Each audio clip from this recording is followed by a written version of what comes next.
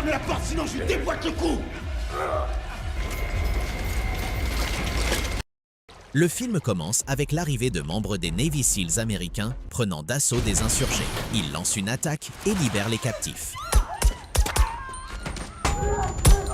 Une fois leur mission terminée, John fouille les poches d'un soldat syrien mort et découvre grâce aux données de son téléphone qu'il était un ancien soldat de l'armée américaine. L'agent Ritter lui demande d'abandonner cette affaire et de partir dès que possible. Une unité russe tire un RPG sur eux alors qu'ils s'apprêtaient à partir. John et son équipe lancent une contre-offensive. Ils se rendent rapidement compte qu'il ne s'agit pas d'un refuge pour les forces syriennes, mais plutôt d'un dépôt d'armes russes.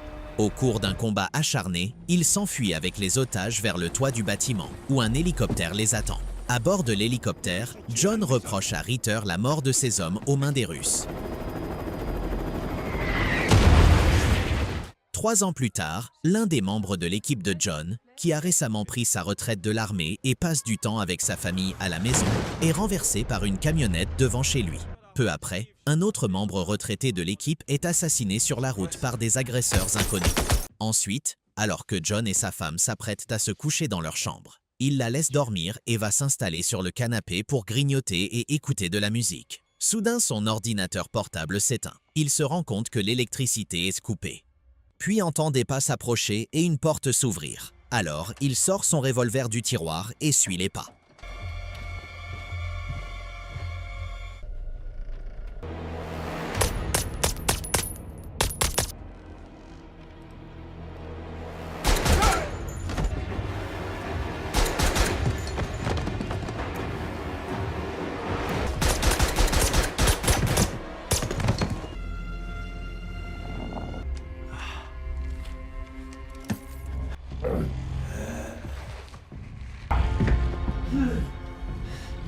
John rampe jusqu'à sa chambre pour voir sa femme, mais il est trop tard.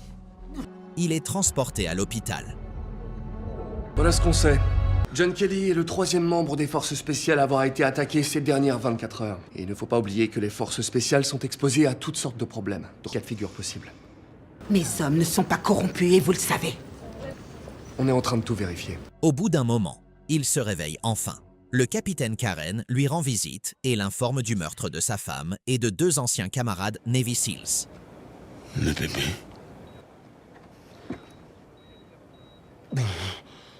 Elle l'informe également des mesures de sécurité mises en place pour les autres membres de l'équipe Navy Seals.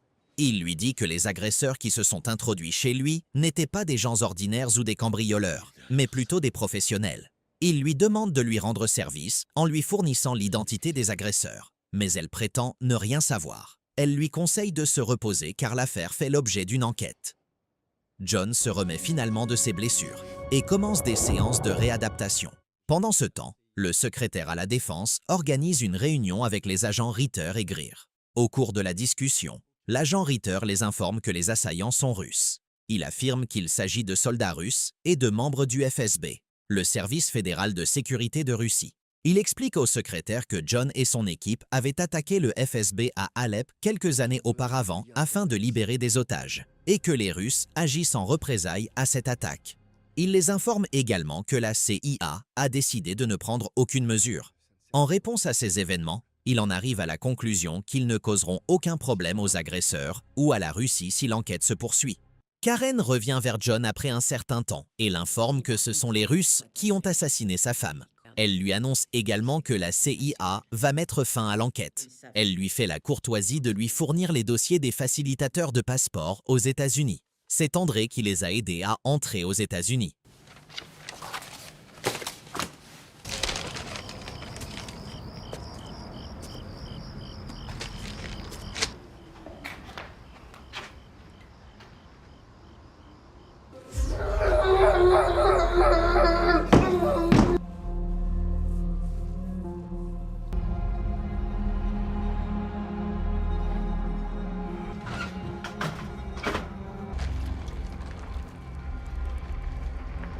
Disposant de toutes les informations nécessaires, John se met immédiatement au travail pour venger la mort de sa femme et de ses anciens camarades. Il se rend ensuite au bureau d'André en feignant d'être ivre. Les agents de sécurité d'André l'arrêtent et le renvoient.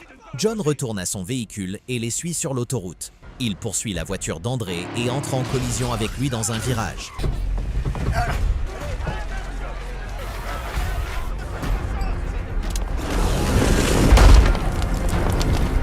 Tu te souviens de moi? C'était qui le quatrième type chez moi? Comment il s'appelle? Je vais te le dire, John Kelly. T'es pas censé avoir survécu, ou que tu ailles, la mort te poursuivra. Dis-le-moi et je ferai vite. Victor Raigo. John sort du véhicule et est appréhendé par la police. Karen lui rend visite en prison. Elle l'informe qu'il est dans une situation très grave pour avoir assassiné André. Tout le monde au bureau est mécontent de son comportement, car maintenant, les Russes vont prendre des mesures. Cependant, il lui dit qu'il va tuer toutes les personnes impliquées dans le meurtre de sa femme. Ils ont fait venir la guerre jusque chez moi. Ils m'ont pris ma femme. Ils m'ont pris ma fille avant son tout premier souffle. Il lui dit également qu'il sait quelque chose qu'ils ignorent et que s'ils veulent connaître cette information, ils doivent le faire sortir de prison. Lorsque John retourne dans sa cellule, il remarque du mouvement à l'extérieur. Un gardien lui demande de se lever et de se mettre face au mur, afin qu'il puisse être emmené hors de la prison pour un interrogatoire supplémentaire, mais il refuse.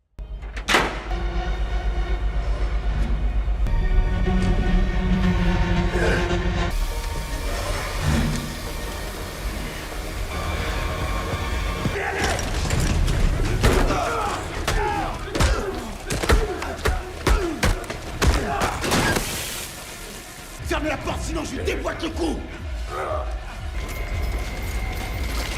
Rapidement, un marshal américain arrive à la prison et invite John à les accompagner. Il lui fournit un téléphone pour qu'il puisse parler. Karen lui parle et lui demande d'accompagner le marshal. Tu m'as inspiré des chansons avec le bordel que t'as foutu. John les rejoint pour une réunion à huis clos dans une installation militaire. On lui demande de révéler les informations secrètes qu'il détient. Il révèle alors le nom de Victor Rick. On lui demande de l'identifier sur les photos, mais l'agent Ritter les informe qu'il est décédé. Néanmoins, John le reconnaît plus tard sur les photos. Dans ce cas, si Raikov est vivant, il faut le retrouver et l'arrêter. Ritter les informe que Victor est un espion russe impliqué dans diverses activités aux États-Unis. Le secrétaire les informe que Victor se cache désormais en Russie. John exige d'accompagner l'équipe chargée de l'arrêter. Il vous faut quelqu'un comme moi. Vous trouverez personne de ma trempe. Il part avec vous. Mais après la mission, vous retournerez en prison en tant que criminel. Suite à cela, le commandant Karen, John et son équipe montent à bord d'un avion de ligne à destination de la Russie. L'agent Ritter arrive et les informe qu'il les rejoindra à Moscou. John se méfie de lui et décide donc d'être plus prudent avec Ritter. Ils embarquent à bord de l'avion. T'es pas drôle. Ok. Vérifiez les équipements! Mais sont soudainement interceptés par l'armée de l'air russe. Du missile, lancement du missile sur la droite.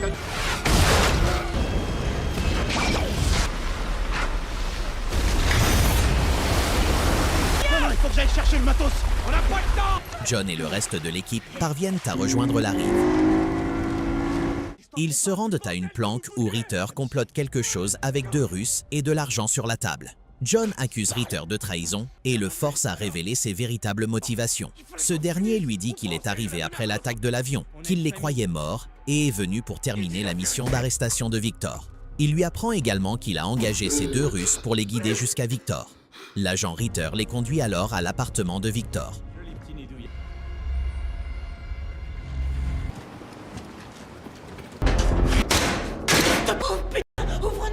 John arrive et découvre que les gardes du corps de Victor sont déjà morts. Vous savez que je suis agent de la CIA. On voulait que vous veniez ici. Il voit Victor, vêtu d'une veste d'explosifs, qui les attend. Ce dernier lui assure qu'il n'est pas celui qui avait commandité les assassinats. John continue d'écouter, et Victor affirme que lui et John sont dans le même bateau, et que quelqu'un les a conduits ici pour qu'ils s'entretuent. John lui demande alors de l'écouter, mais il appuie sur le bouton et se fait exploser.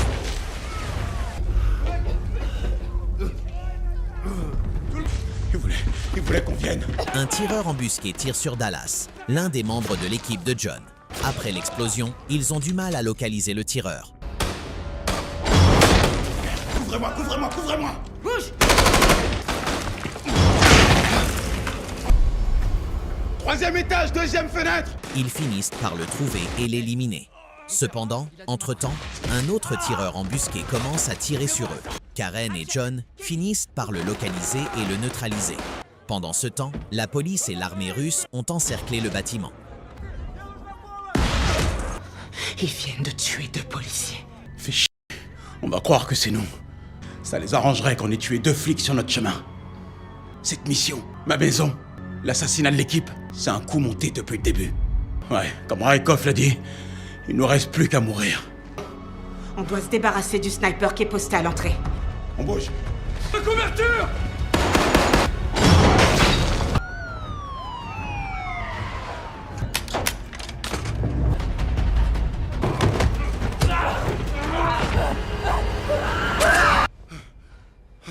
John occupe ses ennemis pendant que les autres s'échappent.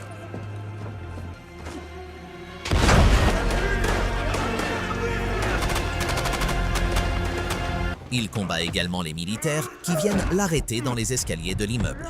Il finit par s'échapper lui aussi, déguisé en soldat de l'armée russe, avec un masque à gaz lacrymogène sur le visage. Il quitte rapidement la Russie avec les membres restants de son équipe, Karen et Ritter. John interroge l'agent Ritter sur le bateau au sujet de Victor et de son emploi à la CIA. Il y a un sac en toile plein de fric. Il est sous le pont. Tu t'en es pas sorti vivant. T'es mort à Mourmansk. John le remercie et s'excuse de l'avoir pris pour un traître. Après un certain temps, alors que le secrétaire Clay se trouve dans les toilettes d'un restaurant, John apparaît et le confronte à ses véritables motivations pour l'avoir envoyé en Russie.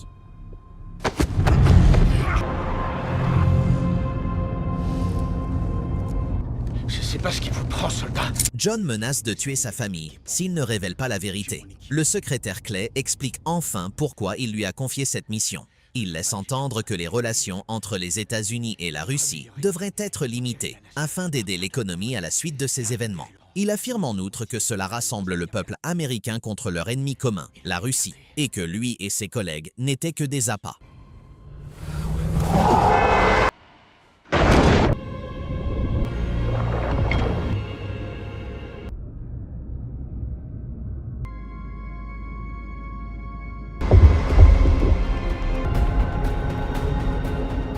John remet à la CIA l'enregistreur contenant les aveux de Clay. Rendez-moi service. Karen le dépose à l'aéroport et lui donne un nouveau passeport.